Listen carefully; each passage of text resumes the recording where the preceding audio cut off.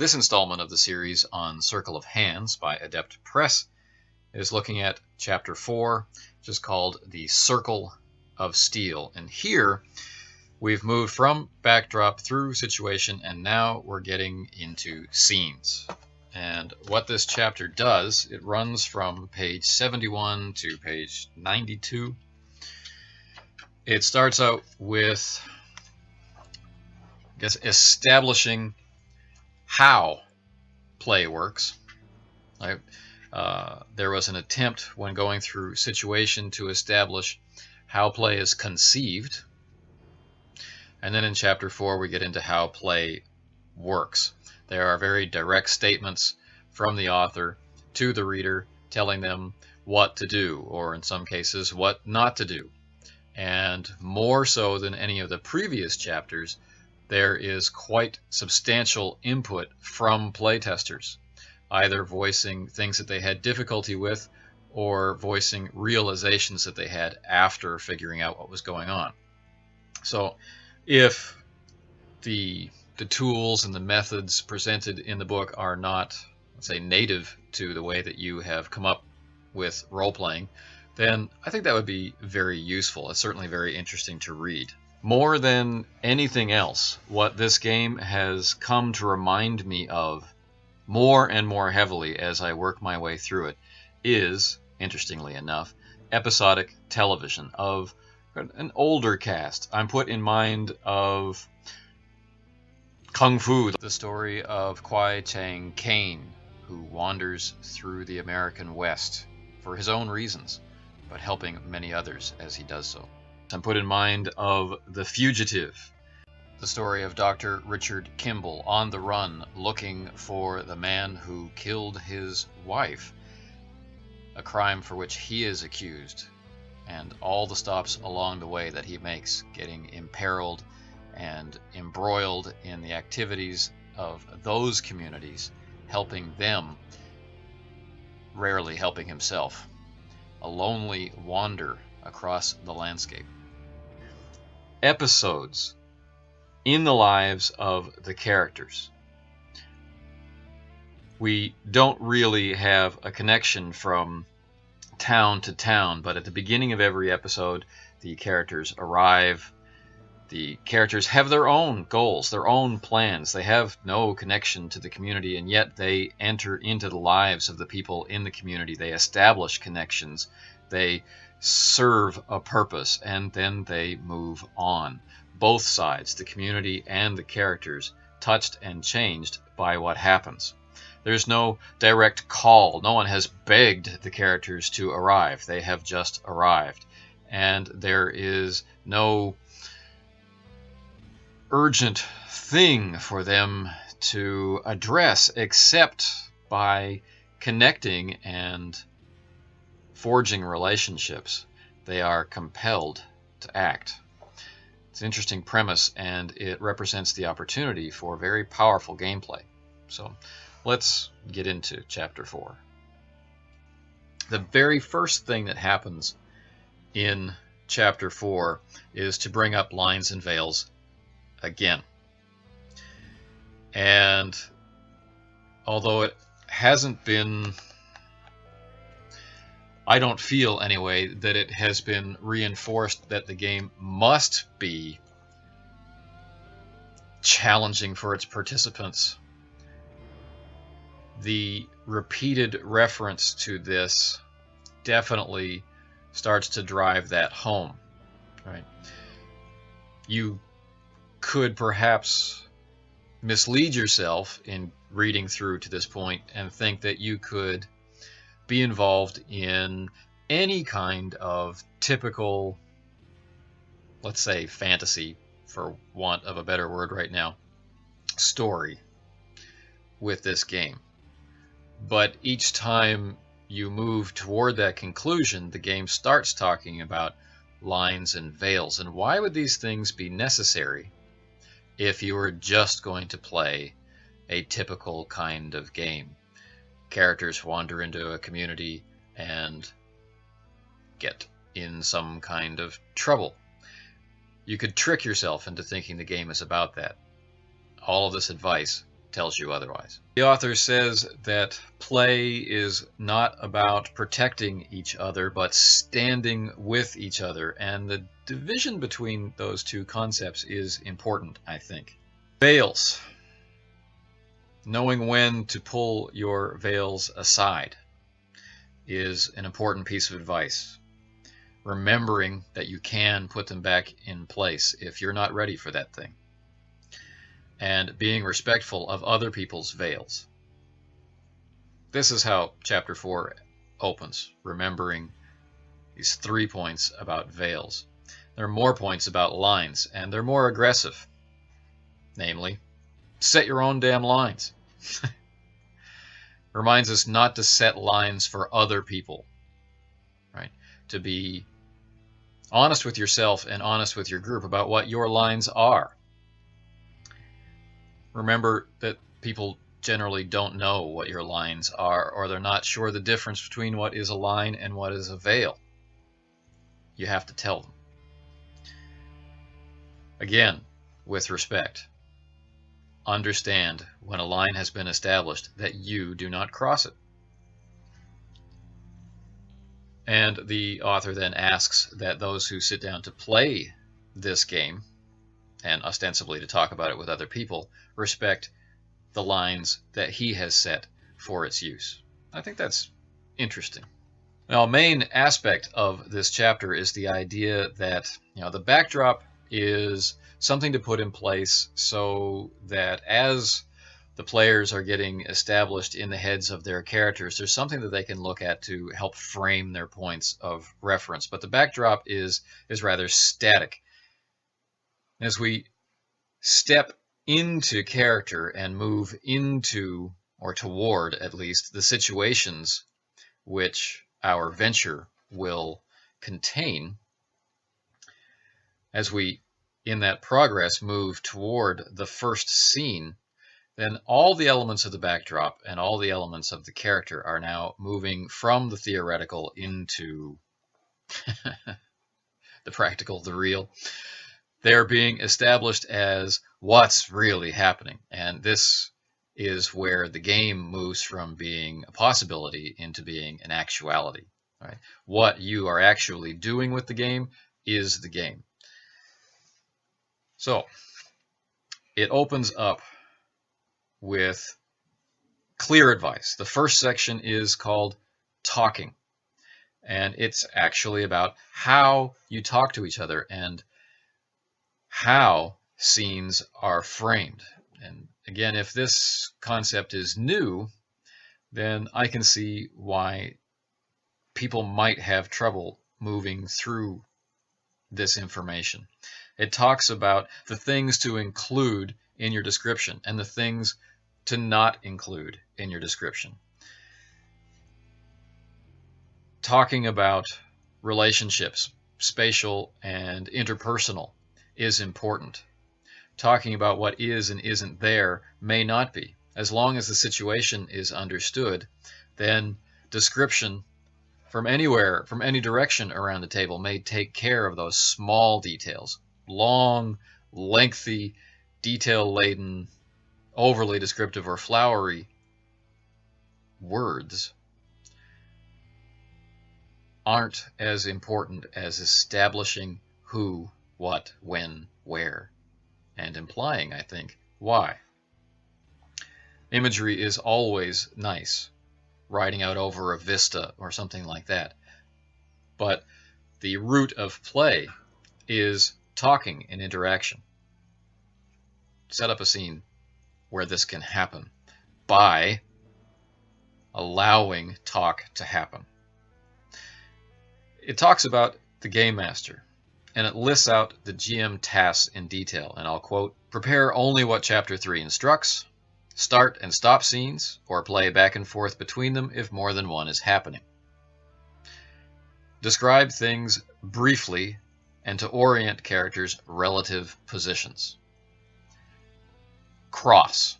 It actually says cross, cross, cross, but we're talking about crossing paths, elements in from other scenes. Pay attention to the explicit moving parts of the system. social dynamics within the components, tripwires, fighting, deaths, magic, gifts, this sort of thing. Use outcomes of these mechanics to prompt your character's new actions. Final point, nothing else. Okay. So these are the tasks of the player who's taken on the role of the GM in the group. Then it follows with what the players do. Again, this is presented mostly in knots. You're not there to discover what the Game Master's story is. You're there to create it. You're not there to figure out what the big secret is or find the clue, or you are there to interact with the characters who live there. You're there to interact with the other Circle Knights. And these interactions create tonight's story. The adventure is 1 session long. What are you going to do in this session? Because there is no overt ownership of any particular character, you are there to explore that character, paying attention to how it was played before, but not being beholden to the person who played it before or even the person who created it. You have all the same information that they did when they created the character. You can see it laid out before you on the character sheet. How will that person react to these events right now? That's your job to discover, your job to decide, your job to enjoy. Now, even though I've described myself at several points through this series as being very much in tune or in line with the style of play being described, there are still going to be parts in this book that I'll appreciate less or maybe not like at all. There are aspects to this which take play in a very specific direction, right? Such as having a very, very tight focus on the Circle Knights, to the exclusion of most other characters. There's an actual distinction in the game between named and unnamed characters. While I think this is a very, very valuable technique and will definitely do what this game wants it to do, and it's a technique I use in some of my games, it's not a preferred technique for me. The advice that the book gives, and of course that I've given myself, is learn to play the game first. Let the game show you how to play it. Learn from it. Maybe find an appreciation for a technique that you appreciated less in the past. Or maybe understand better why you don't like it, and through that figure out how better to use it or when to use it. Now, there's always advantages to exploring these different techniques, even ones you think you don't like or ones you actually know you don't like, but are a requirement for some reason in this new game that you've discovered. I think we can give the person who created the game the benefit of the doubt, at least sometimes. With the Game Master and players' roles established, we move into the big picture, and it talks about getting into it. And there are pretty hard recommendations about where to start adventure and where to stop adventure. You begin away from the king, away from the central community of Rolke, and you are on the road heading somewhere. And events really begin with arrival. There's an establishment of geography, of flora, of fauna, of a sense of how long you've traveled, and then you arrive. Word has reached the community before you get there. You're traveling with an entourage, a retinue, people who are not your servants, but people who are there for the same reasons you are. And their skills combined with your skills make traveling that distance work. You arrive in the community, people want to meet you, people are interacting with you. The culture does what culture does. It binds people together, it separates people who do not mesh well with each other. This is our first connection to the mechanics of the game. How do the characters merge with that new community? How are social hierarchies and interrelationships developed? As newcomers to the town, but whose arrival was heralded. The onus is on the knights to fit in. They move in and they use their native charm. They use the person that they are, the skills that they have to connect with that community, to behave like a member of that community. There's no money to buy services. There are no inns. There's no consumer culture. They're going to be there living off the land like everyone else. They need to contribute to the health of the community, or they will be, well, not a member of the community and therefore receive nothing in return for the nothing that they are given. It makes good, solid sense. As they are dealing with their arrival, time is not fixed. Scenes might be hours, scenes might take days or weeks.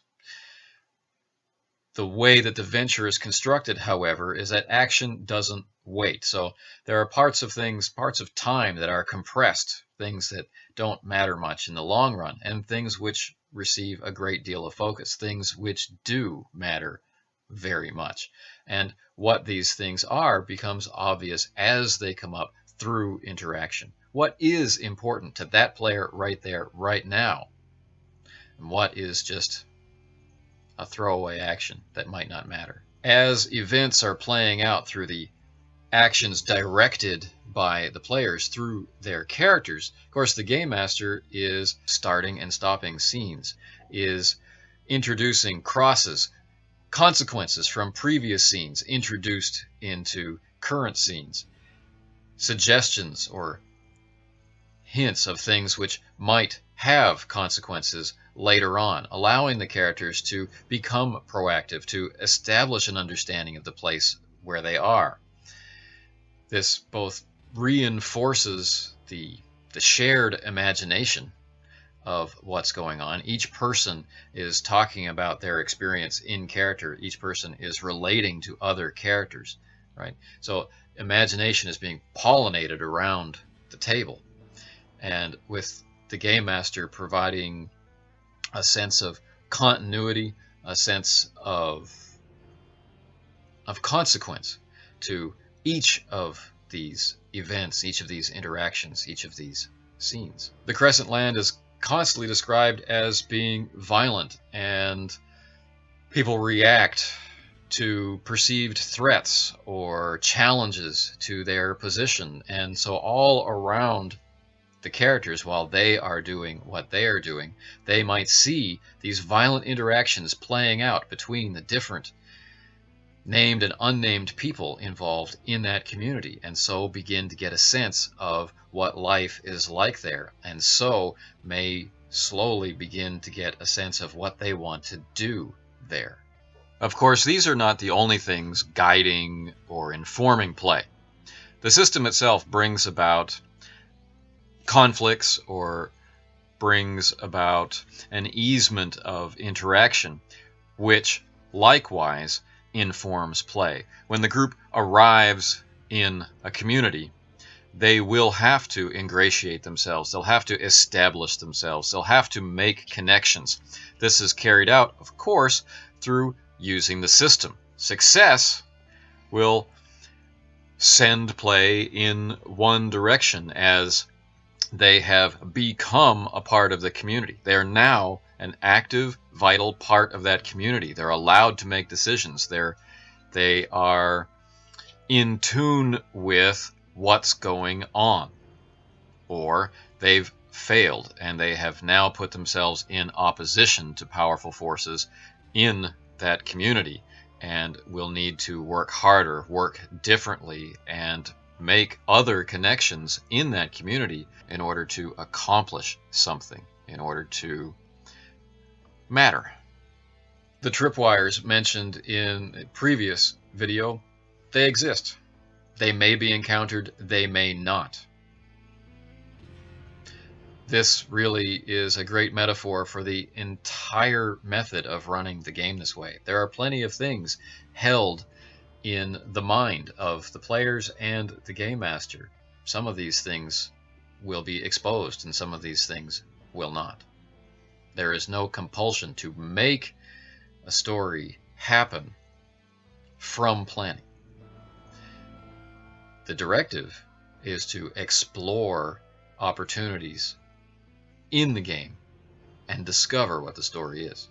So, without a set story, and with every venture running one session, how does anything ever end? Well, I think people will be surprised once they start playing this way, but the way it's described in the text is connected to decisions, crisis points, this meaningful action. Once this has taken place, you have reached a point where you can stop. You have explored some aspect of character. You've explored some interesting interaction in that community. Something is not the same as it was when you arrived. One session might be a series of little events all strung together, which, when a certain amount of tiny changes have been made, the community feels substantially different in play, and so the session is over. Whereas others might be a slow churning build up to an inevitable conclusion which pays off with a massive climax and possibly with everyone dead.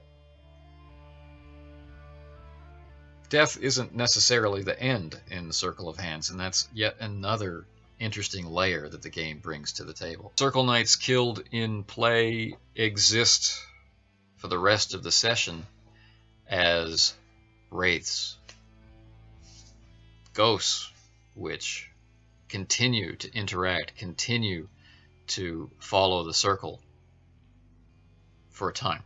When the session does end, the Game Master has one final task, and that's to describe the aftermath, sort of as a synthesis of all the events which have taken place, weaving them into what has happened before and projecting it forward. The idea is that no matter what the outcome, somehow these social changes, of which the circle is one part, somehow these changes are happening. There's a force moving across the land. Social change is happening. And the knights might succeed or the knights might fail, but that change is happening because they are choosing to act. It's not tied to their success. It's not tied to their failure. It's tied to their willingness to stand up and act. This is a pretty powerful message, and it would be very interesting, I think, to be in a group that really gets this point of play, that's willing to look at the really ugly truths that this game might allow them to explore and stand up against them, metaphorically, through their characters, and establish that kind of internal momentum, exercising that in play, and finding out, what would they find out? I guess we'd have to play to see. Now, at this point, we've reached page 78. There are even more detailed thoughts from the playtesters, again, which reinforce some of the things we've talked about a lot already about how to focus your mind on playing and running the game this way. There's a note about between ventures, such as improving traits. Remember that a Circle Knight cannot be played twice in a row. Then it talks about preparing new ventures. It goes into the social aspect of play a little bit on page 79, talking about new players and missing players. And with the way that character creation works, with the scores being adjusted depending on the relative differences between the characters, this is actually quite an important aspect. Also, joining late, but being able to draw from the pool of existing characters does introduce some, let's say, hitches, in that the new player has never seen anything that the previously played characters have done. So there's a break in continuity there, which is interesting, suggesting that recaps or accounts of the group's actions, specifically the group's decisions which led to substantial action, might be very valuable to a playgroup that was getting ready to incorporate a new player. Before Chapter 4 goes off into talking about system, The last main note is about long-term play, and while it suggests that Circle of Hands is not about playing some grand campaign, and I feel that that's mostly a reference to prepared story, it is about playing many sessions. So these characters come up again and again, and their actions, their choices, define everything about them and the world that they're living in. So this definitely doesn't feel like a one-shot game, even though it's structured as one night, one venture. It does feel like that sort of magical experience with a one-shot where you definitely want to play it again. Then we get to rolling dice. From page 80 through to the end of the chapter on page 92, it's talking about mechanics. Now, chapter 5, which is ahead of us, is specifically called Killing. And so that's our combat chapter. So we're not getting there yet. But resolution, rolling dice, is the last part of this chapter. We begin with 2 rules. Rule number 1. If dice can be rolled in a scene, they are to be rolled. If there's an exception, it will be in the rules related to that particular action. So it's not a question of do I or don't I? Does a roll need to be waived so we can get on with the story? No. Roll the dice. Rule number 2. Only the Circle Knight rolls. So when the Circle Knight is involved in the action, then rolls are restricted to the Circle Knight's rolls. Those 2 rules out of the way, we then get into some notes. Extra difficulty is represented by dice being removed. And these come from very specific details in the situation. Fair enough. So this is a modifier, which will be obvious in play. Then it talks about bonus dice.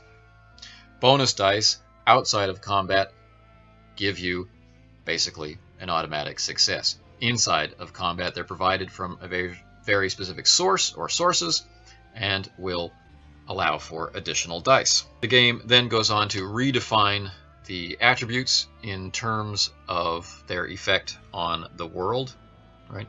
And the attributes are where we get our rolls. We're looking at a target number, right? So we're rolling 2d6 plus the relevant attribute for that task or that action versus a 12. So 2d6 plus attribute against a 12. You may recall we had a lot of 5s, we had a lot of 6s, we had an 8 in the attributes that I generated in the previous character creation video. So 2d6 plus 8, looking for a 12, or 2d6 plus 4 or 5, looking for a 12. Interesting. So it's very possible that due to negative modifiers being applied, this roll of 2d6 plus attribute will actually only be 1d6 plus attribute, which brings in a noticeable degree of challenge. Even if a trait were to get into the 8, 9, 10 range, I guess 10 is the theoretical maximum, then there's still challenge represented. But also the ability to just be that awesome. We are reminded fairly often as we go through the book by the author that these knights are badasses. Rules for helping are provided, which are very simple and effective. Then it gets into the dreaded perception roll, and then professions. And a lot of these are based on the idea of when you can automatically do something or when you have to roll. So again, it's kind of standard in the fact that if this is in your area of expertise and there's something odd, you notice it. If there's something that you're looking for, you find it. If you're being asked to do something within the realm of your job, you can do it. I think the more important aspect of profession is that if you don't have the relevant profession, you're not going to be able to do that thing. So, like you'd expect, untrained really can't do it unless there's a specifically great reason for the exception. Trained, under normal circumstances, you're going to succeed. Under success or situations worth rolling for, you roll.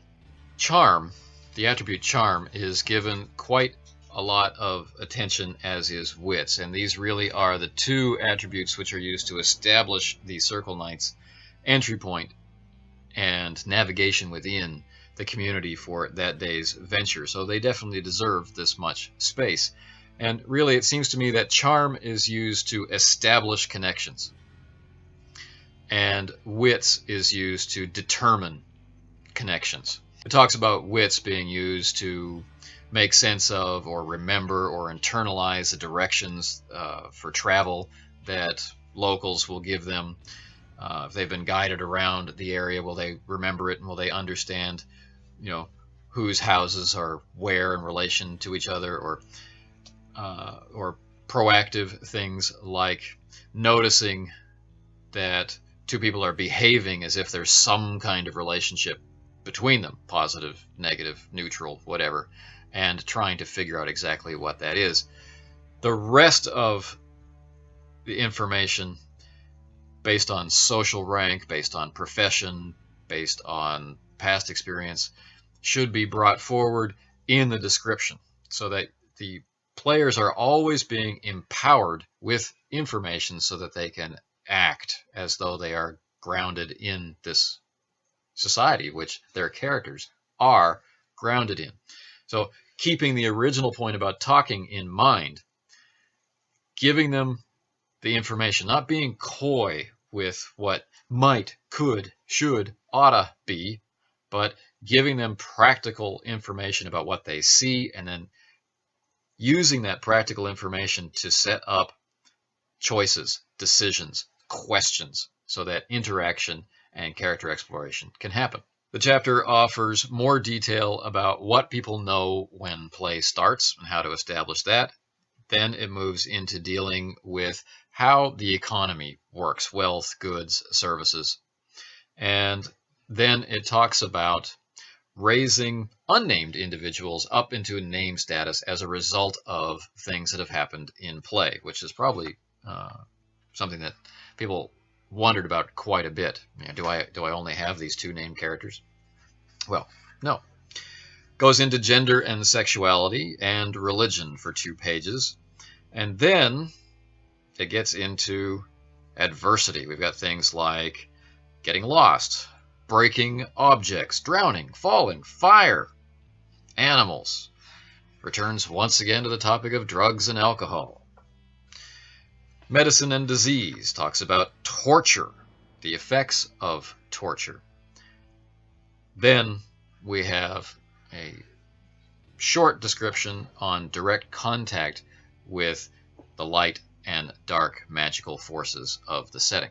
As we mentioned earlier, the Circle Knights have embraced the concept, this new radical concept of gray magic. They are balancing themselves between the light and dark magic, which doesn't exist anywhere outside of their circle. You're either white or dark, and these forces move toward their extremes. Neither one. Light is not a metaphor for good, and dark is not a metaphor for evil. Both of them push toward their extremes, and life becomes untenable or is extinguished at those extremes. The Circle Knights are opposing something very, very serious. Now, for most intents and purposes, we're pretty much nearing the end of Circle of Hands for practical exploration purposes. This concludes my look at Chapter 4, which basically is about the nuts and bolts of play. And Chapter 5 deals with the combat system for the game. Chapter 6 gives us the magic for the game. Chapter 7 gives us a bestiary of sorts if you need one. Now, sometimes they might be required based on how the situations are created, as seen in Chapter 3. After that, there are essays and the original version of this particular fantasy heartbreaker. So what did Chapter 4 give us? Chapter 4 took the concepts presented in Chapter 3 and gave us the tools with which to put them in place. Right? We have named and unnamed characters. The named characters, right? The Circle Knights get roles. They perform action. Their decisions change the environment around them. A role is made when it is important.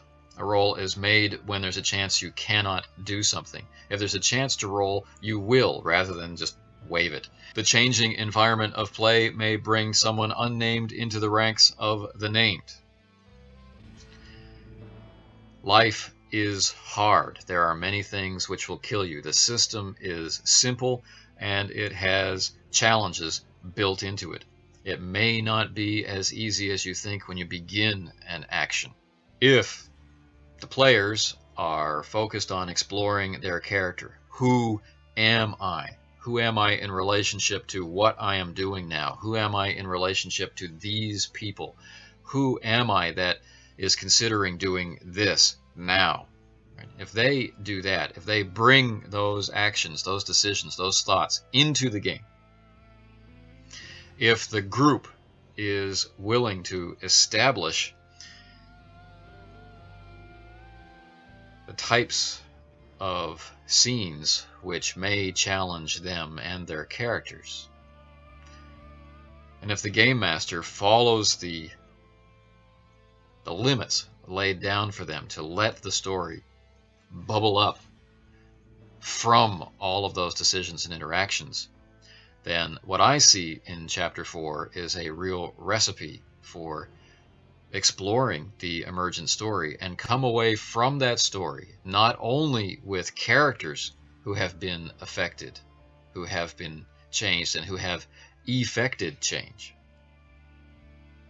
but maybe also to be affected yourself.